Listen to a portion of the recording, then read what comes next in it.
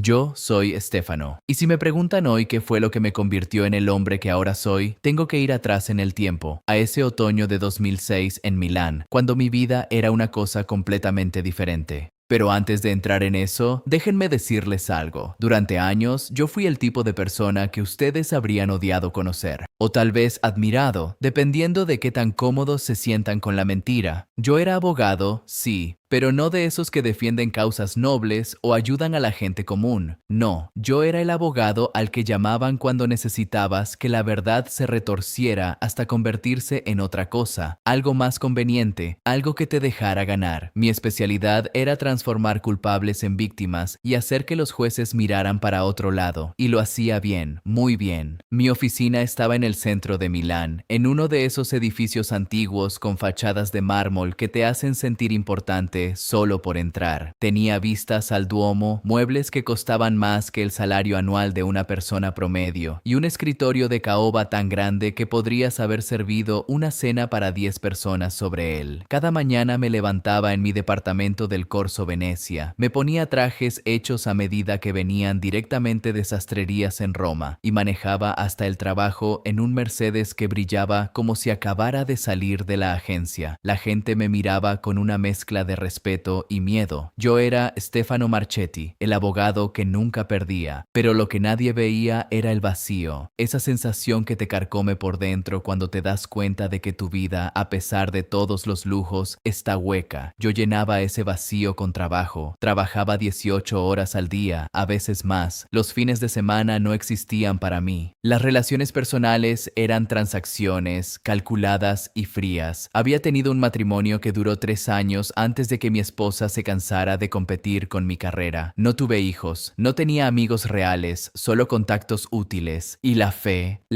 era para mí una broma cruel. Yo veía la religión como el opio de las masas débiles, de aquellos que no podían enfrentar la dureza del mundo real. Yo no necesitaba muletas, o eso creía. Entonces llegó el caso. Septiembre de 2006. Un cliente nuevo, uno de esos hombres con dinero suficiente para comprar silencios y manipular versiones. Lo llamaré simplemente el empresario, porque su nombre real no importa tanto como lo que representaba, el tipo de persona que yo defendía sin hacer preguntas. El caso era complicado. Había habido un incidente terrible en Monza, una negligencia que había resultado en consecuencias devastadoras para una familia. Los detalles técnicos eran enredados, pero la esencia era simple. Mi cliente había cortado esquinas, había ignorado protocolos de seguridad y alguien había pagado el precio. Una vida destrozada, y él quería que yo lo sacara limpio. Las pruebas iniciales no estaban a su favor, pero yo había enfrentado situaciones peores. Mi estrategia era la de siempre: buscar tecnicismos, cuestionar la cadena de custodia de evidencias, poner en duda la credibilidad de los testigos.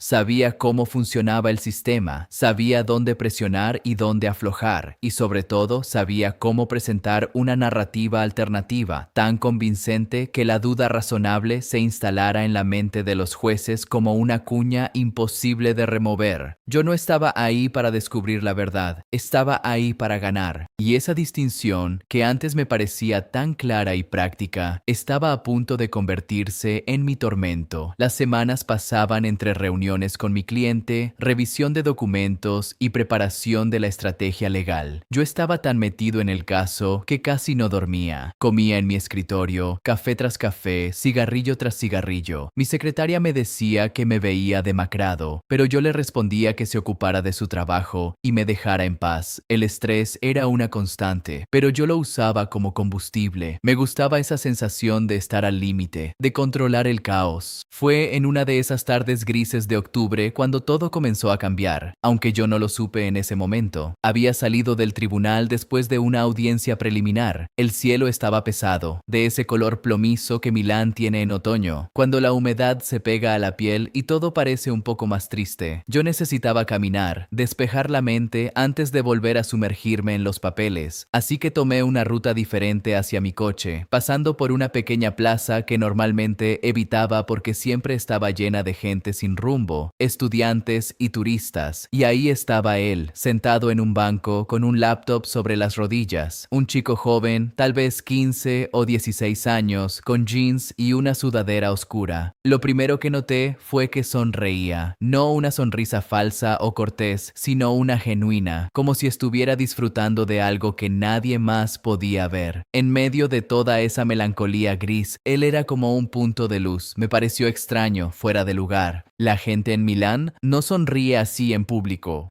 Iba a pasar de largo cuando él levantó la vista y me miró directamente. No fue una mirada casual, fue como si me estuviera esperando. Y lo que vi en sus ojos me desconcertó profundamente. No había admiración ni miedo, las dos reacciones que yo estaba acostumbrado a provocar en la gente. Había algo más, algo que en ese momento interpreté como lástima, aunque ahora sé que era compasión. Me miró como si pudiera ver directamente a través de mi traje caro y mi pose de seguridad, como si viera el vacío que yo escondía con tanto cuidado. Él cerró su laptop con calma y se puso de pie. Caminó hacia mí con pasos tranquilos, sin prisa. Yo me quedé paralizado, no sé por qué. Debería haberme ido, ignorarlo, seguir mi camino, pero algo me mantuvo ahí, plantado en ese lugar. Cuando estuvo cerca, me habló. No voy a reproducir sus palabras exactas porque no puedo, porque sería ponerle voz a algo que ahora entiendo que era mucho más grande que una simple conversación, pero lo que me dijo, en esencia, fue que él sabía quién era yo, sabía mi nombre sin que yo se lo dijera. Me dijo que estaba defendiendo algo oscuro, algo que él llamó la sombra, pero que la luz ya había determinado cuál era la verdad. Sus palabras fueron extrañas, casi crípticas, pero lo que más me impactó fue la seguridad con la que las pronunció. Me habló también del lago di Como. Mencionó que lo que había ocurrido allá no había sido un accidente. Yo sentí como si me hubieran echado un balde de agua helada. ¿Cómo sabía él sobre el lago di Como? Ese detalle específico del caso no era público todavía. Era información que solo mi cliente, yo y un puñado de personas involucradas conocíamos. Me dijo que en 10 días tendría que elegir entre mi ego y la verdad, y que él estaría ahí para ayudarme a cargar el peso de esa decisión. Yo reaccioné como reaccionaba siempre ante lo que no podía controlar, con arrogancia y desprecio. Le respondí con brusquedad. Lo traté como si fuera un loco más de los que deambulan por las plazas hablando de profecías y señales divinas. Me di la vuelta y me fui, caminando rápido, casi corriendo, pero sentía mi corazón latiendo demasiado fuerte y mis manos temblaban cuando encendí un cigarrillo apenas llegué a mi coche. ¿Quién era ese chico? ¿Cómo sabía mi nombre? ¿Cómo sabía sobre el caso? Durante los siguientes días traté de olvidar ese encuentro. Me convencí de que había sido una coincidencia, que tal vez alguien había filtrado información del caso y ese chico era parte de algún tipo de maniobra de la parte contraria para desestabilizarme. Pero esa explicación no encajaba bien. Había algo en su mirada, en su forma de hablar, que no era amenazante ni manipuladora. Era, no sé cómo describirlo. Era como si él ya supiera algo que yo todavía tenía que descubrir. El caso seguía su curso. Yo continuaba construyendo mi defensa, tejiendo esa red de argumentos y contraargumentos que había perfeccionado a lo largo de años, pero me costaba concentrarme. Las palabras de ese chico volvían a mi mente en los momentos más inesperados, mientras revisaba documentos, mientras preparaba interrogatorios, mientras me duchaba por las mañanas. 10 días, había dicho, una elección entre mi ego y la verdad. Entonces, 3 días después de ese encuentro, vi la noticia. Estaba en mi oficina, tarde en la noche, revisando emails cuando recibí un mensaje de alerta de noticias locales en mi teléfono. Un joven de 15 años había fallecido en el hospital de Monza, leucemia fulminante. Cuando vi la foto adjunta a la noticia, el café que estaba bebiendo casi se me cae de las manos. Era él, el chico del banco, el que me había hablado en la plaza. Su nombre era Carlo Acutis. No entendí lo que sentí en ese momento. Era una mezcla extraña de shock, incredulidad y algo más profundo que no podía nombrar. ¿Cómo era posible? Hacía 3 días había estado sentado en ese banco, vivo, sonriendo, hablándome con tanta claridad, y ahora estaba muerto. La noticia decía que había sido hospitalizado de emergencia y que la enfermedad había avanzado con una velocidad devastadora. Yo me quedé ahí, sentado en mi silla de cuero italiano, mirando la pantalla de mi teléfono, sintiendo algo que no había sentido ocurrido en años. Una vulnerabilidad absoluta. Por primera vez en mucho tiempo, sentí miedo. No miedo a perder un caso o a que mi reputación se viera dañada. Era un miedo existencial, profundo. El tipo de miedo que te hace cuestionar todo lo que creías saber sobre el mundo. Si ese chico había muerto, ¿qué significaba nuestro encuentro? ¿Había sido una alucinación? ¿Estaba yo perdiendo la cordura bajo el estrés del caso? Pero las cosas estaban a punto de ponerse mucho más complicadas. Oye, una pausa rápida. Me encantaría saber desde dónde conectas hoy. Deja un comentario con tu ubicación. Siempre es increíble ver cómo crece esta comunidad por todo el mundo. Y si aún no te has suscrito, por favor, hazlo ahora. Tu apoyo lo es todo y me ayuda a seguir contando historias que realmente importan. 2 días después de enterarme de la muerte de Carlo, mi cliente me llamó a una reunión urgente. Nos encontramos en su oficina privada, un lugar discreto donde podíamos hablar sin ser escuchados.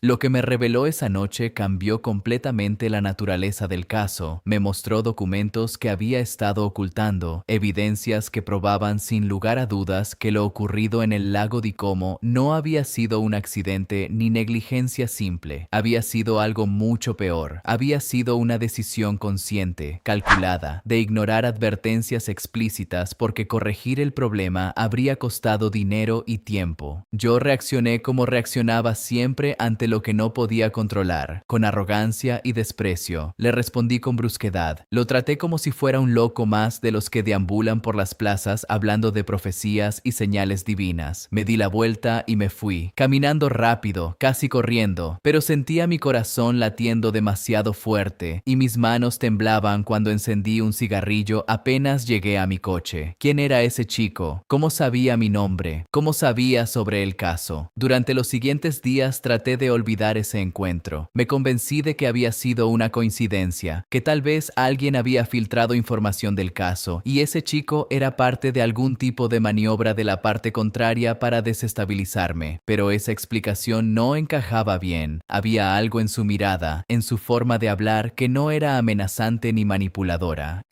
No sé cómo describirlo. Era como si él ya supiera algo que yo todavía tenía que descubrir. El caso seguía su curso. Yo continuaba construyendo mi defensa, tejiendo esa red de argumentos y contraargumentos que había perfeccionado a lo largo de años, pero me costaba concentrarme. Las palabras de ese chico volvían a mi mente en los momentos más inesperados, mientras revisaba documentos, mientras preparaba interrogatorios, mientras me duchaba por las mañanas. 10 días, había dicho, una elección entre mi ego y la verdad. Entonces, 3 días después de ese encuentro, vi la noticia. Estaba en mi oficina, tarde en la noche, revisando emails cuando recibí un mensaje de alerta de noticias locales en mi teléfono. Un joven de 15 años había fallecido en el hospital de Monza, leucemia fulminante. Cuando vi la foto adjunta a la noticia, el café que estaba bebiendo casi se me cae de las manos. Era él, el chico del banco, el que me había hablado en la plaza. Su nombre era Carlo Acutis. No entendí lo que sentí en ese momento. Era una mezcla extraña de shock, incredulidad y algo más profundo que no podía nombrar. ¿Cómo era posible? Hacía 3 días había estado sentado en ese banco, vivo, sonriendo, hablándome con tanta claridad, y ahora estaba muerto. La noticia decía que había sido hospitalizado de emergencia y que la enfermedad había avanzado con una velocidad devastadora. Yo me quedé ahí, sentado en mi silla de cuero italiano, mirando la pantalla de mi teléfono, sintiendo algo que no había sentido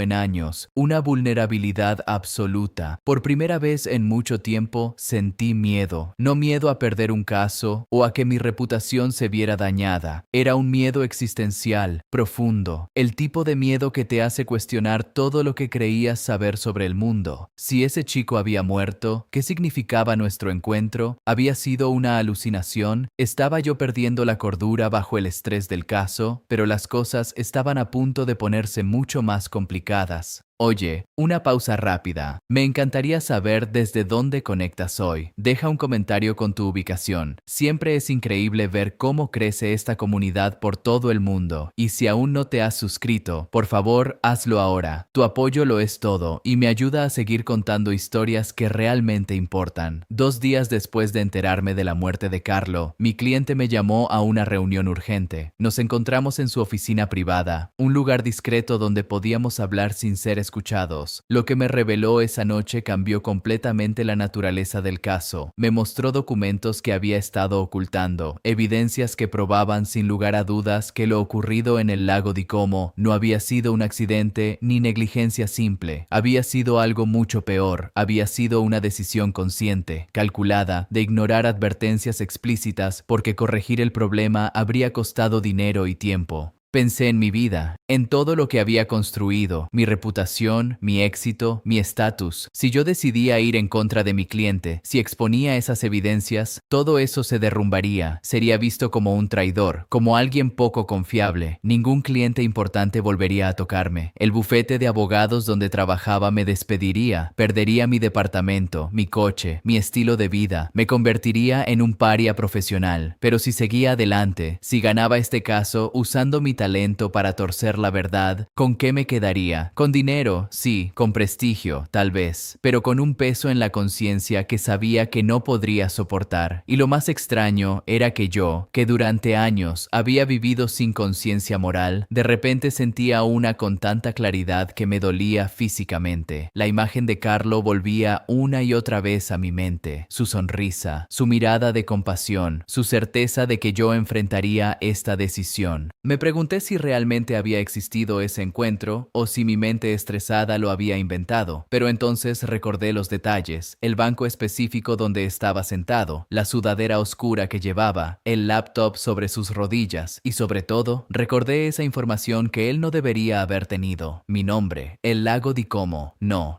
había sido una alucinación, había sido real y él había muerto, ese chico de 15 años que irradiaba luz en medio de la melancolía de Milán, que me había mirado con compasión cuando nadie más lo hacía, había muerto 3 días después de hablarme. La vida le había sido arrebatada cuando apenas estaba comenzando, y yo, que había desperdiciado años persiguiendo cosas vacías, que había usado mi inteligencia para fines tan mezquinos, estaba todavía aquí, enfrentando esta decisión. Me sentí indigno, sentí que ese chico, Carlo, había vivido más auténticamente en sus 15 años que yo en todos los míos. Y sin embargo, él me había dicho que estaría ahí para ayudarme a cargar el peso. ¿Cómo? ¿Cómo podía ayudarme alguien que ya no estaba vivo? En mi desesperación, en esa noche oscura del alma, hice algo que nunca había hecho en mi vida adulta. No sabía rezar, no creía en Dios, no creía en milagros, no creía en nada más allá de lo que podía ver y tocar. Pero estaba tan desesperado, tan perdido, que hablé al vacío, le hablé a ese chico muerto, le grité, de hecho, le dije que si realmente había sabido lo que iba a pasar, si realmente tenía algún tipo de conexión con algo más grande, que me diera una salida, que me mostrara cómo cargar este peso que me estaba aplastando. No esperaba respuesta, esperaba sentirme ridículo, esperaba que ese gesto desesperado confirmara lo que siempre había pensado, que la fe era para los débiles y que yo estaba cayendo en esa debilidad en un momento de crisis. Me serví otro trago y me quedé ahí, en el silencio de mi oficina, sintiendo el peso de mi soledad más profundamente que nunca. Los días siguientes fueron un infierno. Tenía que tomar una decisión. El juicio se acercaba y necesitaba definir mi estrategia final. Mi cliente me llamaba constantemente, presionándome, recordándome lo que estaba en juego. Yo respondía con evasivas, diciendo que estaba perfeccionando los detalles, que quería asegurarme de que todo estuviera impecable, pero la verdad era que estaba paralizado. Me sumergí en el trabajo de manera obsesiva, revisando cada documento del caso una y otra vez, como si en algún lugar de esas páginas pudiera encontrar una respuesta mágica que resolviera mi dilema. Pasaba horas en mi oficina, a veces sin comer, bebiendo café tras café, tratando de encontrar una salida que no sacrificara ni mi carrera ni mi conciencia recién descubierta. Fue en una de esas noches, la 7ª noche después de enterarme de la muerte de Carlo, cuando sucedió lo imposible. Eran casi las 3 de la mañana. Yo estaba agotado, física y emocionalmente destruido. Había estado revisando los archivos digitales del caso en mi computadora portátil, buscando desesperadamente algún ángulo que no hubiera considerado. Finalmente, rendido por el cansancio, decidí que era hora de irme a casa. Cerré todos los programas, apagué mi laptop, desconecté el cargador de la pared porque la batería estaba agotada y necesitaba reemplazarla pronto. Recogí mis cosas, apagué Apagué las luces de la oficina y me dirigí a la puerta, pero entonces escuché un sonido detrás de mí, un pitido familiar, el sonido de inicio de Windows. Me di la vuelta y vi algo que hizo que mi corazón se detuviera. Mi laptop estaba encendiéndose, sola, sin estar conectada a la corriente, sin batería funcional. La pantalla se iluminó con ese brillo azulado característico del arranque del sistema. Me quedé paralizado en la puerta. Mi mente racional trataba de encontrar una explicación. Tal vez había un remanente de carga en la batería, tal vez había un cortocircuito, tal vez estaba tan cansado que había alucinado el sonido, pero la pantalla seguía encendida, brillando en la oscuridad de mi oficina, y yo podía verla perfectamente desde donde estaba. Caminé lentamente hacia mi escritorio, con el corazón latiendo tan fuerte que podía sentirlo en mis oídos. Me senté en mi silla, mirando la pantalla con una mezcla de miedo y fascinación. El sistema operativo se había cargado completamente. El escritorio estaba ahí, con todos mis iconos y carpetas exactamente donde los había dejado. Pero había algo nuevo, una carpeta que no había visto nunca antes, en el centro de la pantalla. Se llamaba simplemente Verdad. Mis manos temblaban cuando moví el mouse y hice clic en la carpeta. Dentro había un solo archivo, un video. No tenía nombre, solo una fecha, la fecha del incidente en el lago de Como. Hice doble clic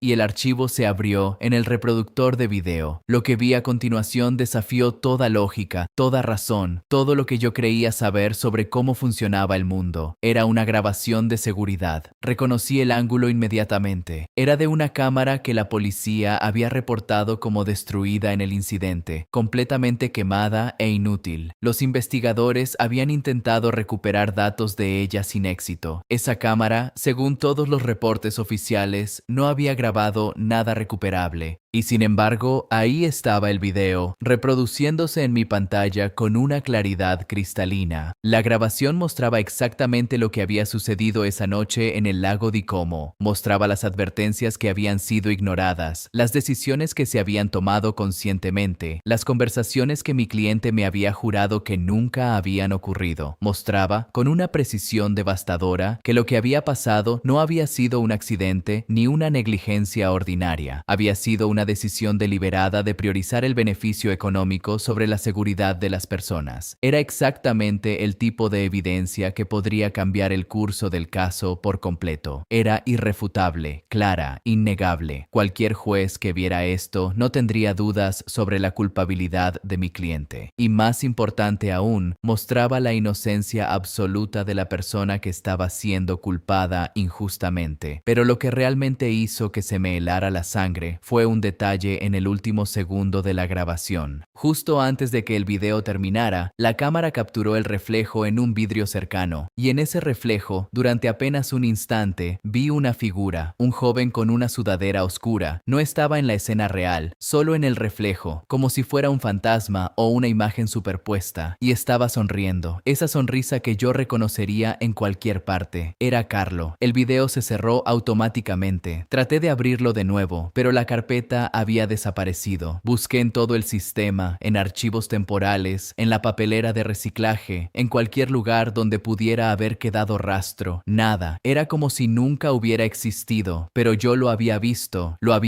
con total claridad. Y entonces sentí el olor, incienso y jazmín, un aroma tan intenso y real que llenó completamente mi oficina cerrada. No había ventanas abiertas, no había velas, no había ninguna fuente posible para ese olor. Pero estaba ahí, inundando el espacio, mezclándose con el olor a café frío y cigarrillos que normalmente dominaba mi despacho. Me levanté de la silla, mareado, con las piernas temblando. Caminé por la oficina tratando de encontrar el origen del aroma, pero estaba en todas partes y en ninguna a la vez. Era como si el aire mismo se hubiera transformado en ese perfume celestial, y junto con el olor vino una sensación de paz que no puedo describir adecuadamente. Era como si alguien hubiera hubiera puesto una mano invisible sobre mi hombro y me hubiera dicho que todo iba a estar bien, que no estaba solo, que la decisión que tenía que tomar ya no era una carga imposible de llevar. Me dejé caer en la silla y lloré. Lloré como no había llorado desde que era niño. Lloré por todos los años perdidos en la frivolidad y el cinismo. Lloré por el vacío que había cultivado en mi alma. Lloré por la arrogancia que me había hecho creer que yo estaba por encima de cosas como la fe y la moralidad. Lloré por ese chico que había muerto a los 15 años, pero que había vivido con más propósito del que yo había tenido en toda mi vida. Y lloré de alivio, porque finalmente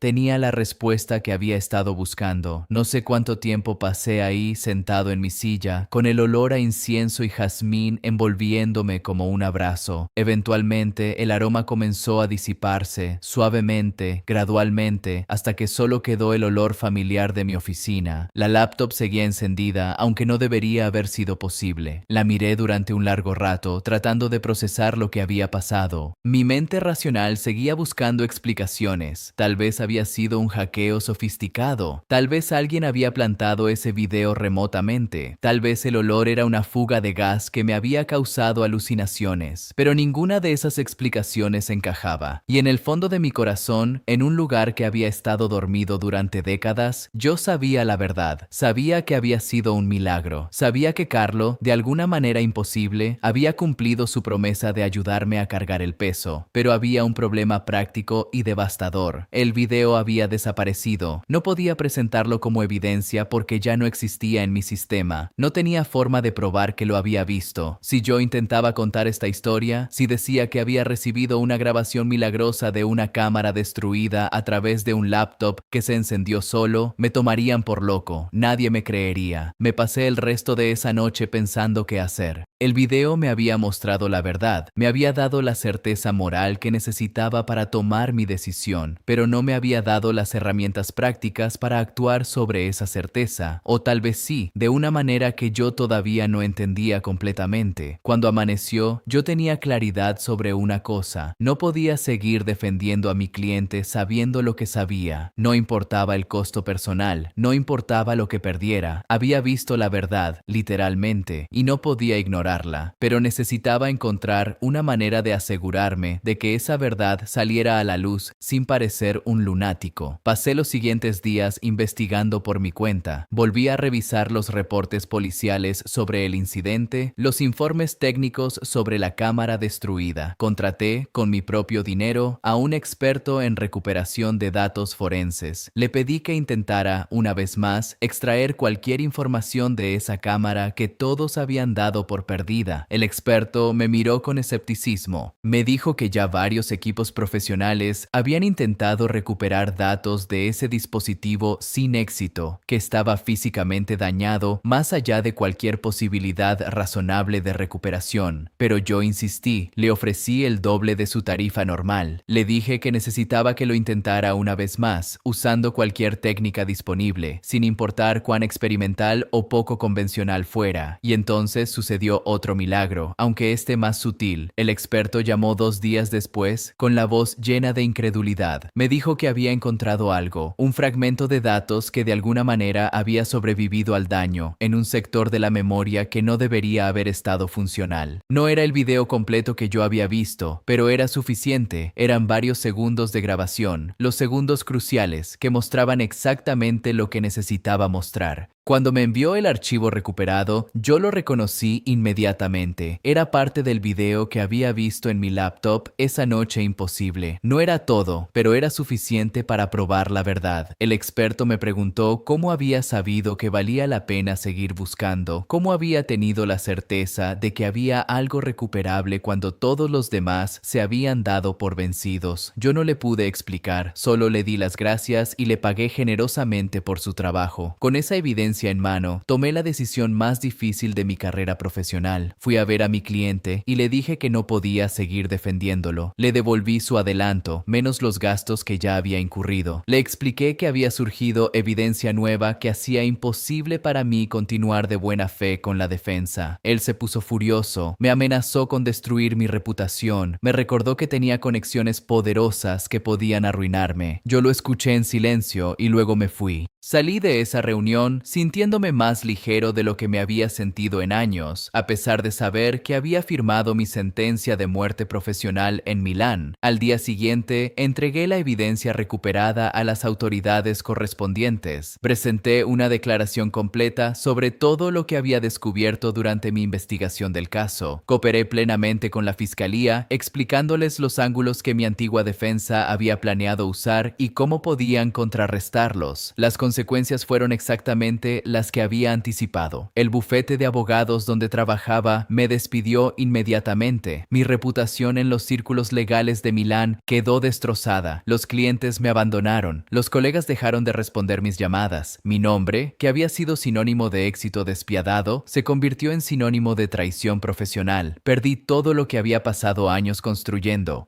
Tuve que vender mi departamento en Corso Venecia para pagar deudas y mantenerme a flote mientras buscaba una nueva dirección. El Mercedes fue lo primero que se fue. Los trajes caros se quedaron colgados en el armario, ya sin propósito. Mi vida de lujo se evaporó como si nunca hubiera existido. Pero algo extraño pasó en medio de toda esa devastación. Yo dormía bien por primera vez en años. Esas noches de insomnio, ese vacío existencial que me había acompañado durante tanto tiempo, comenzaron a desaparecer. Sentía una paz interior que todo el dinero y el prestigio del mundo nunca me habían dado. Antes de seguir, tengo mucha curiosidad. ¿Desde dónde me estás viendo? Déjame tu ciudad o país en los comentarios. Me encanta ver hasta dónde llegan estas historias. Y si este relato te está aportando algo, por favor, dale al botón de suscribirse. Me ayuda muchísimo a seguir compartiendo estas experiencias con todas ustedes. Durante los meses que siguieron a mi decisión, yo pasé por un proceso de transformación que solo puedo describir como un renacimiento. No fue rápido ni fácil. Hubo días oscuros en los que me preguntaba si había cometido el error más grande de mi vida. Días en los que extrañaba la seguridad financiera, el respeto que mi nombre solía generar, la sensación de poder que venía con ser uno de los mejores abogados de Milán. Pero cada vez que esos pensamientos me asaltaban, recordaba esa noche en mi oficina, el laptop encendiéndose solo, el video imposible, el olor a incienso y jazmín, la sonrisa de Carlo reflejada en ese vidrio, y recordaba la paz que había sentido cuando finalmente tomé la decisión correcta. Ningún traje caro ni ningún coche lujoso podía comprar esa paz. Comencé a investigar sobre Carlo Acutis. Leí todo lo que pude encontrar sobre él. Descubrí que había sido un chico extraordinario, profundamente devoto a pesar de su juventud, que había usado la tecnología y la internet para difundir su fe. Había creado un sitio web catalogando milagros eucarísticos de todo el mundo. Había sido un programador talentoso, un estudiante brillante y sobre todo alguien que había vivido su fe con una autenticidad radical. Descubrí que había muerto el 12 de octubre de 2006, exactamente en la fecha que las noticias habían reportado.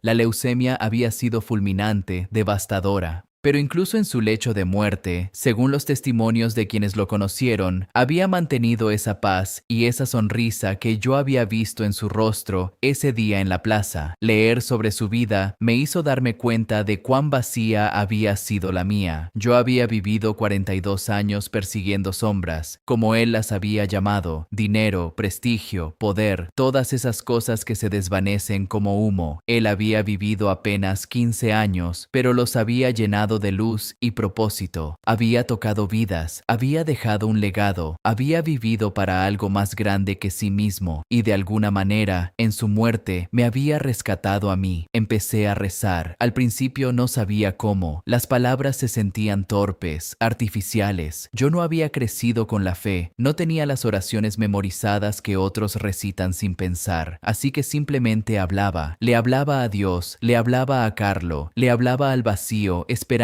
que algo o alguien estuviera escuchando. Y con el tiempo, esas conversaciones se volvieron más naturales, más necesarias. Comencé a asistir a misa, al principio sintiéndome como un impostor entre los fieles, pero gradualmente encontrando un lugar que sentía como hogar. El caso de mi antiguo cliente siguió su curso legal. La evidencia que yo había ayudado a descubrir fue crucial. La verdad salió a la luz tal como Carlo había dicho que pasaría. Hubo justicia para la familia familia que había sufrido, y yo, paradójicamente, encontré más satisfacción en esa derrota profesional que en todas mis victorias anteriores juntas. Con el dinero que me quedó después de vender mis posesiones, decidí empezar de nuevo en un lugar diferente. Milán ya no era para mí. Necesitaba distancia de esa vida anterior, de las tentaciones de volver a caer en los viejos patrones. Así que me mudé a Asís, la ciudad de San Francisco. Parecía apropiado. Si iba a transformar mi vida completamente, tenía sentido hacerlo en un lugar que representaba esa transformación radical que yo estaba buscando. Encontré un pequeño apartamento en un edificio antiguo cerca de la basílica. Era una fracción del tamaño de mi antiguo departamento en Milán, sin lujos ni comodidades especiales, pero tenía ventanas que daban a las colinas de Umbría, y las campanas de la basílica marcaban las horas del día con un sonido que me traía paz en lugar de estrés. Abrí un pequeño despacho legal. No tenía el equipamiento sofisticado ni el personal amplio de mi antigua firma. Era solo yo, una computadora, algunos muebles básicos y un letrero modesto en la puerta. Pero esta vez mi práctica legal era diferente. Ayudaba a personas que no podían pagar abogados caros, familias en disputa por herencias, inmigrantes enfrentando problemas de documentación, víctimas de injusticias pequeñas que los grandes bufetes ni siquiera considerarían tomar. El dinero que ganaba era apenas suficiente para vivir. Algunos meses era difícil pagar el alquiler. Los trajes hechos a medida fueron reemplazados por ropa simple y práctica. El Mercedes era ahora un recuerdo distante. Yo caminaba a todas partes o usaba una bicicleta vieja que había comprado de segunda mano. Mi vida, desde cualquier métrica externa, era un fracaso comparada con lo que había sido, pero yo era feliz, genuinamente feliz. Por primera vez en mi vida adulta, me levantaba por las mañanas con un sentido de propósito que no estaba atado a mi ego o a mi cuenta bancaria. Ayudaba a personas que realmente lo necesitaban. Usaba mis habilidades legales para bien en lugar de para manipular el sistema en beneficio de los poderosos. Y Carlo estaba presente en todo esto. No físicamente, por supuesto, pero su influencia, su intercesión, estaba tejida en cada aspecto de mi nueva vida. Puse una pequeña imagen suya en mi oficina, una foto que encontré online donde aparecía con su sonrisa característica. Cada mañana, antes de comenzar mi trabajo, me tomaba un momento para agradecerle por haberme encontrado en esa plaza, por haberme hablado a pesar de mi arrogancia, por cumplir su promesa de ayudarme a cargar el peso. Empecé a compartir mi historia con otras personas, al principio con cautela, temeroso de que me tomaran por loco, pero descubrí que había muchas personas que habían tenido sus propios encuentros con lo inexplicable, sus propios momentos de gracia que desafiaban la lógica. Mi historia resonaba con ellos, no porque fuera extraordinaria, sino precisamente porque demostraba que los milagros no siempre vienen con fanfarria y espectáculo. A veces vienen como un encuentro casual en un banco, como un video que aparece y desaparece, como un olor a incienso en una oficina vacía. Con el tiempo, me involucré más profundamente con la comunidad de personas devotas a Carlo Acutis. Viajé a Asís para conocer más sobre su vida y su legado. Conocí a personas que lo habían conocido personalmente, que podían contar historias de su bondad, su humor, su amor por la Eucaristía y por los videojuegos. Esta combinación de lo sagrado y lo mundano en su vida me fascinaba. Él no había sido un santo distante y austero. Había sido un chico normal que amaba la pizza y los videojuegos, pero que había vivido con una profundidad espiritual que la mayoría de nosotros nunca alcanzamos. Encontré un pequeño apartamento en un edificio antiguo cerca de la basílica. Era una fracción del tamaño de mi antiguo departamento en Milán, sin lujos ni comodidades especiales, pero tenía ventanas que daban a las colinas de Umbría y las campanas de la basílica marcaban las horas del día con un sonido que me traía paz en lugar de estrés. Abrí un pequeño despacho legal. No tenía el equipamiento sofisticado ni el personal amplio de mi antigua firma. Era solo yo, una computadora, algunos muebles básicos y un letrero modesto en la puerta. Pero esta vez, mi práctica legal era diferente. Ayudaba a personas que no podían pagar abogados caros, familias en disputa por herencias, inmigrantes enfrentando problemas de documentación, víctimas de injusticias pequeñas que los grandes bufetes ni siquiera considerarían tomar. El dinero que ganaba era apenas suficiente para vivir. Algunos meses era difícil pagar el alquiler. Los trajes hechos a medida fueron reemplazados por ropa simple y práctica. El Mercedes era ahora un recuerdo distante. Yo caminaba a todas partes o usaba una bicicleta vieja que había comprado de segunda mano. Mi vida, desde cualquier métrica externa, era un fracaso comparada con lo que había sido. Pero yo era feliz, genuinamente feliz. Por primera vez en mi vida adulta, me levantaba por las mañanas con un sentido de propósito que no estaba atado a mi ego o a mi cuenta bancaria. Ayudaba a personas que realmente lo necesitaban. Usaba mis habilidades legales para bien en lugar de para manipular el sistema en beneficio de los poderosos. Y Carlo estaba presente en todo esto, no físicamente, por supuesto, pero su influencia, su intercesión, estaba tejida en cada aspecto de mi nueva vida. Puse una pequeña imagen suya en mi oficina, una foto que encontré online donde aparecía con su sonrisa característica. Cada mañana, antes de comenzar mi trabajo, me tomaba un momento para agradecerle por haberme encontrado en esa plaza, por haberme hablado a pesar de mi arrogancia, por cumplir su promesa de ayudarme a cargar el peso. Empecé a compartir mi historia con otras personas, al principio con cautela, temeroso de que me tomaran por loco, pero descubrí que había muchas personas que habían tenido sus propios encuentros con lo inexplicable, sus propios momentos de gracia que desafiaban la lógica. Mi historia resonaba con ellos, no porque fuera extraordinaria, sino precisamente porque demostraba que los milagros no siempre vienen con fanfarria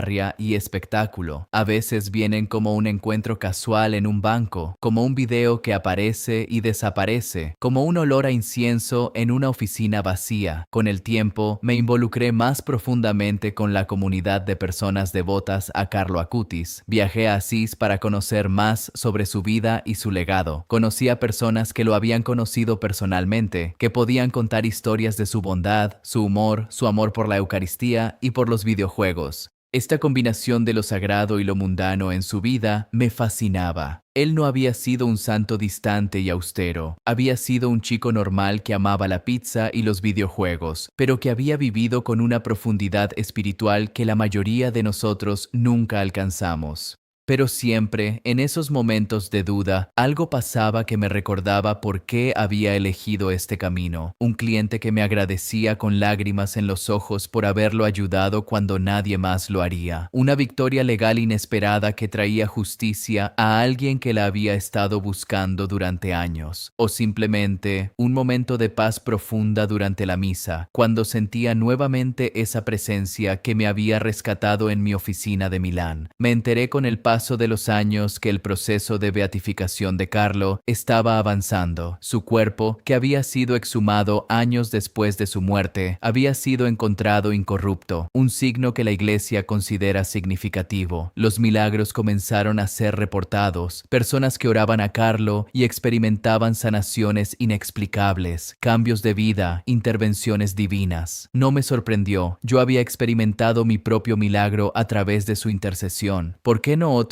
En 2020, Carlo Acutis fue beatificado. Ver las noticias de la ceremonia me llenó de una emoción que no puedo describir adecuadamente. Este chico que me había hablado en una plaza de Milán, que había muerto con apenas 15 años, ahora era reconocido oficialmente por la Iglesia como beato. Millones de personas alrededor del mundo comenzaron a conocer su historia, a inspirarse en su vida, a pedir su intercesión, y yo, sentado en mi pequeño apartamento en Asís, mirando la ceremonia en mi computadora vieja, lloré de gratitud. Gratitud porque ese chico me había elegido a mí, con toda mi arrogancia y mi cinismo, para tocar mi vida. Gratitud porque había cumplido su promesa de ayudarme a cargar el peso. Gratitud porque me había mostrado que nunca es demasiado tarde para cambiar, para elegir la luz sobre la sombra. Hoy, mientras les cuento esta historia, han pasado años desde aquella noche imposible en mi oficina de Milán. Tengo el cabello gris ahora, arrugas que no tenía entonces. Mi cuerpo ya no es el del hombre que corría de reunión en trajes caros, pero mi alma, esa alma que estuvo muerta durante tanto tiempo, está más viva de lo que nunca estuvo. Sigo practicando derecho en Asís. Mi oficina sigue siendo modesta, mi clientela sigue siendo mayormente gente que no puede pagar, pero cada caso que tomo, cada persona que ayudo, es una manera de honrar el regalo que recibí. Carlo me enseñó que el éxito no se mide en euros o en victorias judiciales o en qué tan impresionante impresionante es tu currículum. Se mide en cuánto amor pones en el mundo, cuánta verdad defiendes, cuánto sirves a aquellos que más lo necesitan. A veces me pregunto qué habría pasado si hubiera ignorado a Carlo ese día en la plaza, si hubiera seguido caminando sin detenerme, sin escuchar sus palabras extrañas y proféticas. ¿Habría ganado ese caso? Probablemente. ¿Habría mantenido mi prestigio, mi dinero, mi estilo de vida lujoso? ¿Habría continuado siendo el abogado que nunca perdía, el hombre que transformaba mentiras en verdades jurídicas? Pero siempre, en esos momentos de duda, algo pasaba que me recordaba por qué había elegido este camino. Un cliente que me agradecía con lágrimas en los ojos por haberlo ayudado cuando nadie más lo haría. Una victoria legal inesperada que traía justicia a alguien que la había estado buscando durante años. O simplemente un momento de paz profunda durante la misa, cuando sentía nuevamente esa presencia que me había rescatado en mi oficina de Milán. Me enteré con el paso de los años que el proceso de beatificación de Carlo estaba avanzando. Su cuerpo, que había sido exhumado años después de su muerte, había sido encontrado incorrupto, un signo que la Iglesia considera significativo. Los milagros comenzaron a ser reportados, personas que oraban a Carlo y experimentaban sanaciones inexplicables, cambios de vida, intervenciones divinas. No me sorprendió, yo había experimentado mi propio milagro a través de su intercesión. ¿Por qué no otros? En 2020, Carlo Acutis fue beatificado. Ver las noticias de la ceremonia me llenó de una emoción que no puedo describir adecuadamente. Este chico que me había hablado en una plaza de Milán, que había muerto con apenas 15 años, ahora era reconocido oficialmente por la Iglesia como beato. Millones de personas alrededor del mundo comenzaron a conocer su historia, a inspirarse en su vida, a pedir su intercesión, y yo, sentado en mi pequeño apartamento en Asís, mirando la ceremonia en mi computadora vieja, lloré de gratitud. Gratitud porque ese chico me había elegido a mí, con toda mi arrogancia y mi cinismo, para tocar mi vida. Gratitud porque había cumplido su promesa de ayudarme a cargar el peso. Gratitud porque me había mostrado que nunca es demasiado tarde para cambiar, para elegir la luz sobre la sombra. Hoy, mientras les cuento esta historia, han pasado años desde aquella noche imposible en mi oficina de Milán. Tengo el cabello gris ahora, arrugas que no tenía entonces. Mi cuerpo ya no es el del hombre que corría de reunión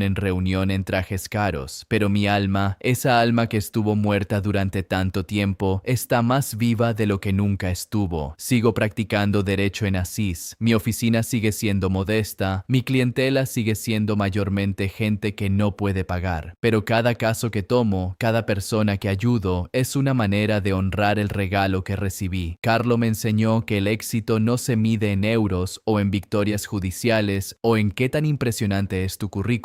Se mide en cuánto amor pones en el mundo, cuánta verdad defiendes, cuánto sirves a aquellos que más lo necesitan. A veces me pregunto qué habría pasado si hubiera ignorado a Carlo ese día en la plaza, si hubiera seguido caminando sin detenerme, sin escuchar sus palabras extrañas y proféticas. ¿Habría ganado ese caso? Probablemente. ¿Habría mantenido mi prestigio, mi dinero, mi estilo de vida lujoso? ¿Habría continuado siendo el abogado que nunca perdía, el hombre que transformaba mentiras en verdades jurídicas?